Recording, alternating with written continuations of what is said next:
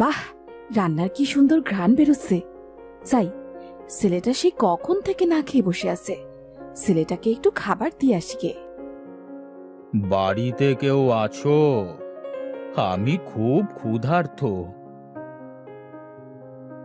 আরে সাধু বাবা, হ্যাঁ হ্যাঁ, খেতে কেন দেব না, আসুন, আপনি বারান্দায় বসুন, আমি আপনাকে এখনই খেতে দিচ্ছি।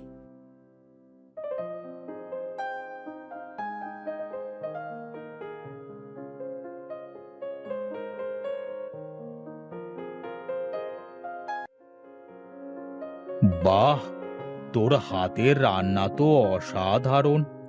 অনেক দিন বাদে এমন রান্না খেলাম। আমি তোর উপর খুব খুশি হয়েছি রে মা। বল, তোর কি চাই? না সাধু বাবা, আমার কিছুই চাই না, শুধু দোয়া করবেন যাতে আমার ছেলেটাকে নিয়ে শান্তিতে দুবেলা দুমুঠো খেয়ে পড়ে বাঁচতে পারি। ঠিক আছে মা, তুই কোনো চিন্তা করিস না। যদি তোর কোনো বিপদ হয়, আমি সেদিন ঠিক আসব তোকে সাহায্য করতে। আমি এখন চলি।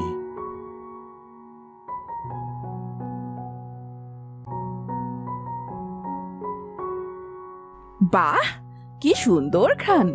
খাদিজা যে কি করে এত সুন্দর রান্না করে কে জানে। আমি যদি এত সুন্দর রান্না করতে পারতাম তবে যে কি ভালো হতো। আমিও তো চেষ্টা করার পরেও তো কিছুতেই রান্না ভালো করতে পারি না। মা, ও মা, দেখো, আমি কত বড় মাছ ধরে এনেছি। এই মাছটা সুন্দর করে রান্না করো দেখি, অনেক ক্ষুধা পেয়েছে। তুই এত বড় মাছ কোথা থেকে পেলি রে বাবা? নদী থেকে ধরেছি মা। ঠিক আছে বাবা, তুই বস, আমি চট করে মাছ রান্না করে নিয়ে আসি।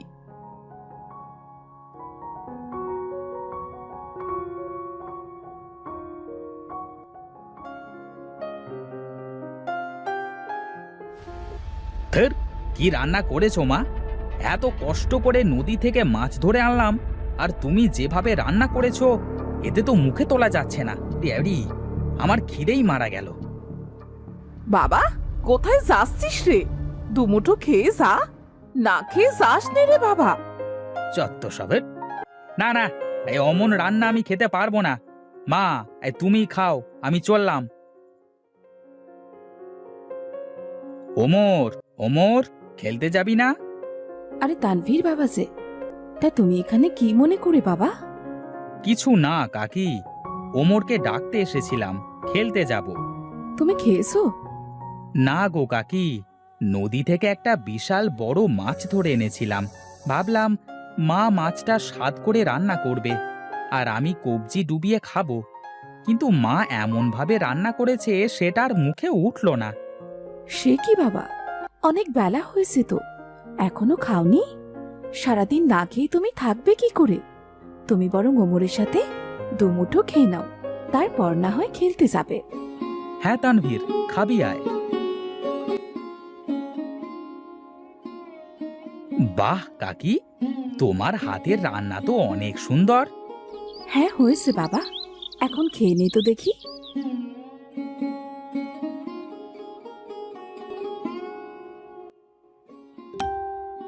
আর মাত্র একদিন বাকি, এর মধ্যে ভালো রাঁধুনি খুঁজে না পেলে আমার গর্দান যাবে। সারা গ্রাম খুঁজলাম কিন্তু মনের মতো রাঁধুনি পেলাম না। কি যে করি! আহা হা হা, কি সুন্দর ঘ্রাণ! এত সুন্দর ঘ্রাণ কোথা থেকে আসছে দেখতে হচ্ছে তো ব্যাপারটা।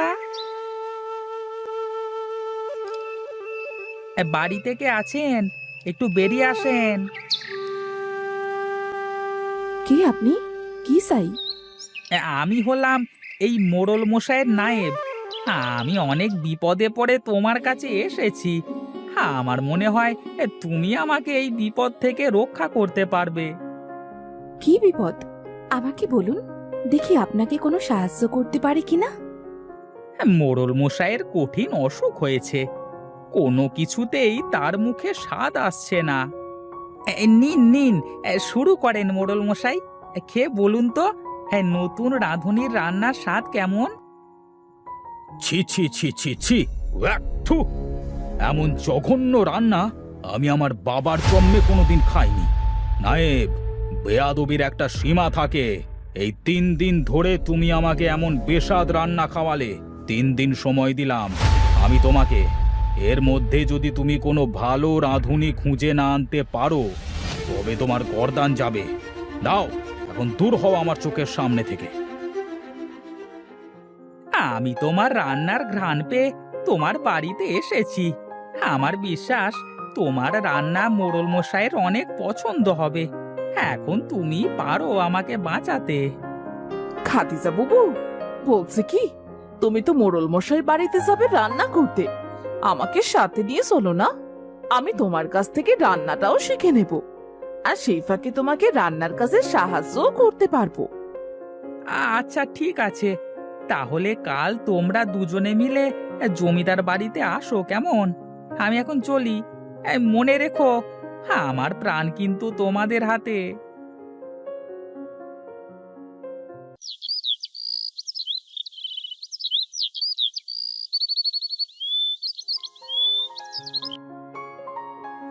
তোমরা এসেছো? এসো এসো, আমি তোমাদের রান্নাঘরে নিয়ে যাই। মোড়ল মশাইয়ের খাবার বেলা প্রায় হয়ে গেল। দ্রুত হাত চালিয়ে রান্না করো। ঠিক আছে নায়েব মশাই।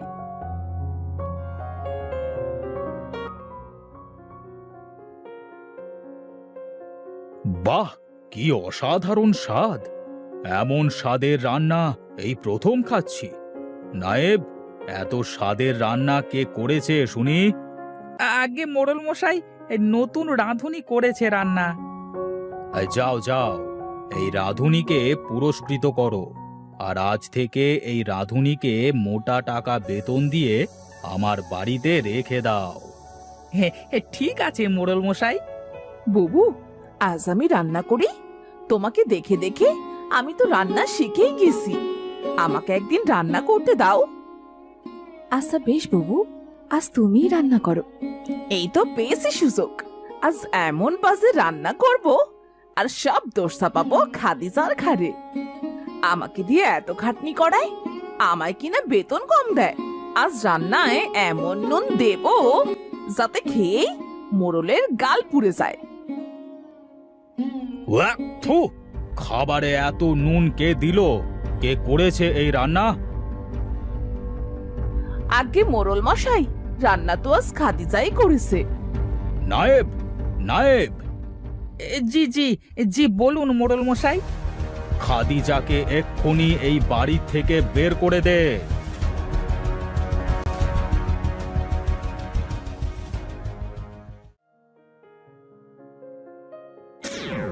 কি রে মা, তুই এখানে বসে এভাবে কাঁদছিস কেন? কি হয়েছে তোর? এই নে মা, তুই এই মশলাটা রাখ। তোর রান্না করা হয়ে গেলে রান্নায় মশলাটা 1 চামচ করে ব্যবহার করবি। দেখবি তোর রান্না কখনোই খারাপ হবে না। আপনাকে অনেক অনেক ধন্যবাদ সাধু বাবা।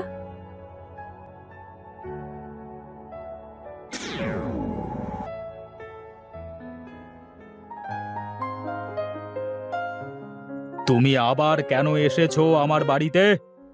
যদি কিছু মনে না করেন তাহলে আমার রান্নাটা একটু খেয়ে দেখুন। হ্যাঁ, তাই তো। সেই কখন ধরে রান্নার গন্ধ পাচ্ছিলাম। ঘ্রাণ শুনে তো মনে হচ্ছে তোমার রান্না ভালোই হবে। নিয়ে আসো দেখি। বাহ, কি অপূর্ব স্বাদ! কিন্তু সকালবেলায় তোমার রান্না এত জঘন্য হলো কেন? আপনি এসব কি বলছেন মোড়ল মশাই? সকালে তো পারভিন রান্না করেছে। তাই তো বলি, রান্নার স্বাদ এত খারাপ হলো কেন? পারভিন, এই পারভিন, এদিকে আয়। আগে আগে মোড়ল মশাই। সকালবেলায় কে রান্না করেছিলে? কি হলো, চুপ করে আছিস কেন? বল, কে রান্না করেছিল?